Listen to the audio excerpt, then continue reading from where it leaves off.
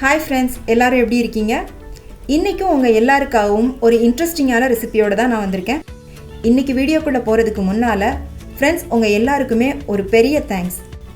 ஏன்னா இப்போ நம்மளோட சேனல் 70,000 சப்ஸ்கிரைபரை ரீச் பண்ணிட்டோம். ரொம்ப ரொம்ப சந்தோஷமாக இருக்குது ஃப்ரெண்ட்ஸ்.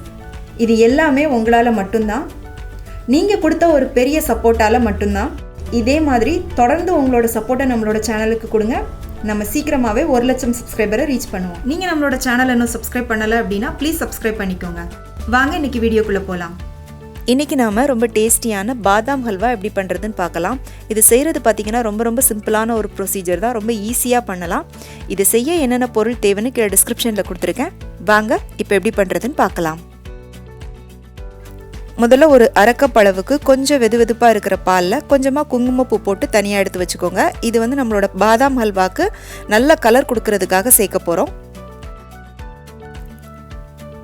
இன்றைக்கி பாதாம் ஹல்வா பண்ணுறதுக்காக நான் 1 கப் அளவுக்கு பாதாம் எடுத்திருக்கேன். இது வறுக்காத பாதாம். நான் ஒரு 2 மணி நேரம் தண்ணியில் அதை ஊற போட்டு வச்சுருக்கேன்.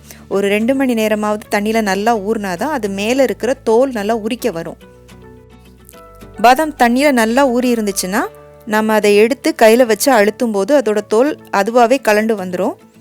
பாருங்கள், இந்த மாதிரி எல்லா பாதாமோட தோலையும் நல்லா உரிச்சு எடுத்து தனியாக வச்சுக்கோங்க.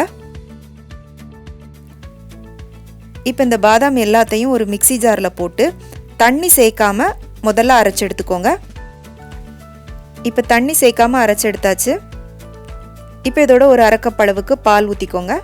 பால் ஊற்றிட்டு திரும்பவும் ஒரு தடவை இதை அரைச்சி எடுத்துக்கோங்க. இப்போ ரொம்ப மையாக அரைக்க வேண்டாம், கொஞ்சம் நரன்னு இருக்கிற மாதிரி அரைச்சி எடுத்துக்கோங்க.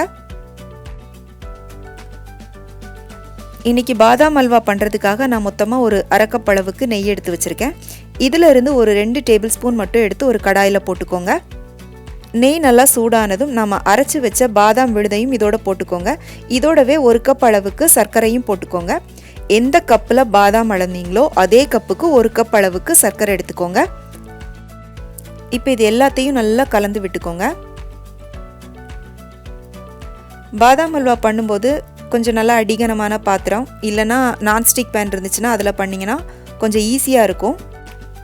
கட்டி எதுவும் இல்லாமல் நல்லா கலந்து விட்டுக்கோங்க. இப்போ சர்க்கரை நல்லா உருகிருச்சு. இந்த நேரத்தில் நம்ம குங்குமப்பூ ஊற வச்ச அரை கப் பால் இருக்கு இல்லையா, அந்த பாலையும் இதோட சேர்த்து நல்லா கலந்துக்கோங்க.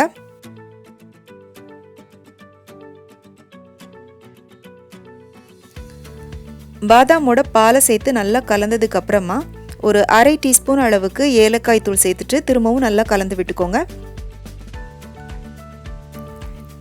இப்போ கைவிடாமல் நல்லா கிண்டிகிட்டே இருந்தீங்கன்னா அது கொஞ்சம் திக்காகி வர ஆரம்பிக்கும். அந்த நேரத்தில் நம்ம எடுத்து வச்ச நெய்யை சேர்த்துக்கலாம். இப்போ 5 நிமிஷம் கிண்ணதுக்கப்புறமா கொஞ்சம் கெட்டியாக இருக்குது. இப்போ நம்ம வச்சுருக்கிற நெய்யிலேருந்து கொஞ்சமாக சேர்த்துக்கலாம். நெய்யை மொத்தமாக சேர்க்க வேண்டாம், கொஞ்சம் கொஞ்சமாக ஊற்றி கிண்டிக்கோங்க.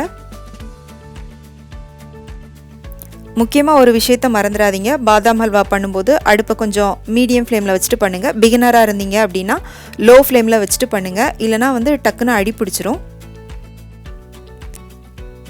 இது பண்ணுறதுக்கு ஒரு 15 நிமிஷம் ஆகும். இப்போ பாருங்கள், நல்லா திக்காகி வந்துருச்சு. பாத்திரத்தில் ஒட்டாமல் தனியாக திரண்டு வருது. அவ்வளோதான், நம்மளோட பாதாம் ஹல்வா ரெடி ஆயிடுச்சு. கடைசியாக இறக்குறதுக்கு முன்னால் 1 டீஸ்பூன் அளவுக்கு நெய் ஊற்றிட்டு நல்லா கலந்துட்டு அடுப்பில் இருந்து இறக்கிடுங்க. நம்மளோட பாதாம் ஹல்வா சூப்பராக ரெடி ஆயிடுச்சு. பார்க்கும்போதே அப்படியே சாப்பிட்ணும் போல் தோணுதில்ல. இந்த ரெசிபி உங்களுக்கு பிடிச்சிருந்துச்சுன்னா ப்ளீஸ் ஒரே ஒரு லைக் கொடுத்துருங்க. இந்த ரெசிபி பற்றிய உங்களுடைய கருத்துக்களை எனக்கு கீழே கமெண்ட் செக்ஷனில் சொல்லுங்கள். உங்கள் ஃப்ரெண்ட்ஸுக்கும் ஷேர் பண்ணுங்கள். மறக்காமல் சேனலுக்கு சப்ஸ்கிரைப் பண்ணுங்கள். மீண்டும் வேறொரு ரெசிபியோடு சந்திக்கிறேன். நன்றி.